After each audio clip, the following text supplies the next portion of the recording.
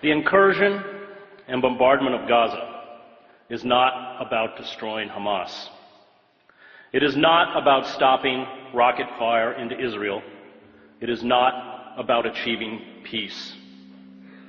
The Israeli decision to rain death and destruction on Gaza, to use lethal weapons of the modern battlefield on a largely defenseless civilian population, is the final phase in the decades-long campaign to ethnically cleanse Palestinians. The assault on Gaza is about creating squalid, lawless, and impoverished ghettos in the West Bank and Gaza, where life for Palestinians will be barely sustainable. It is about building a series of ringed Palestinian enclaves where the Israeli military will have the ability to instantly shut off movement, food, medicine, and goods to perpetuate the misery. Privilege and power, especially military power, is a dangerous narcotic. Violence destroys those who bear the brunt of its force, but also those who try to use it to become gods. Israel uses sophisticated attack jets and naval vessels to bomb densely crowded refugee camps, schools, apartment blocks, mosques, and slums to attack a population that has no air force, no air defense, no navy, no heavy weapons, no artillery units, no mechanized armor, no command and control, no army, and calls it a war. It is not a war. It is murder. Images of dead Palestinian children lined up as if asleep on the floor of the main hospital in Gaza are a metaphor for the future. Israel will from now on speak to the Palestinians in the language of death. Those who orchestrate such sieges do not grasp the terrible rage born of long humiliation, indiscriminate violence, and abuse. A father or a mother whose child dies because of a lack of vaccines or proper medical care does not forget.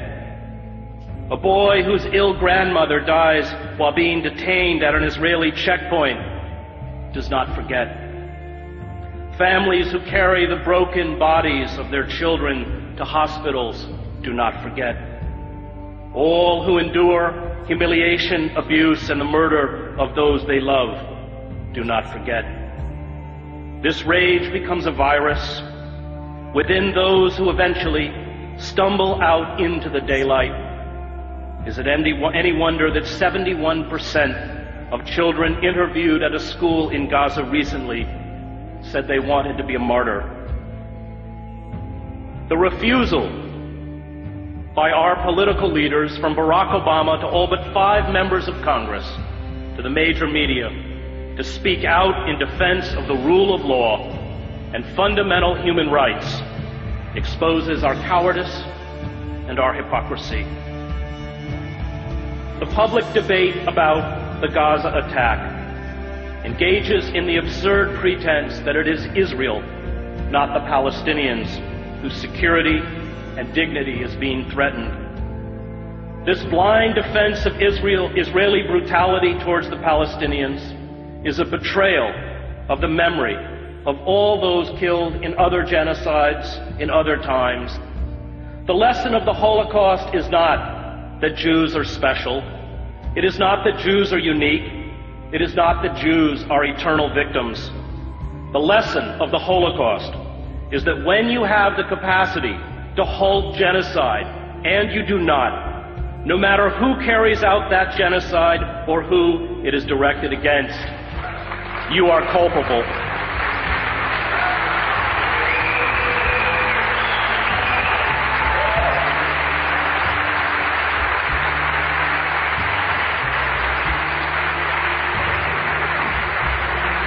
And we are very culpable the F-16 fighter jets, the Apache attack helicopters, the 250-pound smart GBU-39 bombs are all part of the $3 billion military aid we give to Israel. Palestinians are being killed tonight with American-made weapons. But perhaps our callous indifference to human suffering is to be expected. We, after all, kill women and children on an even vaster scale in Iraq and Afghanistan.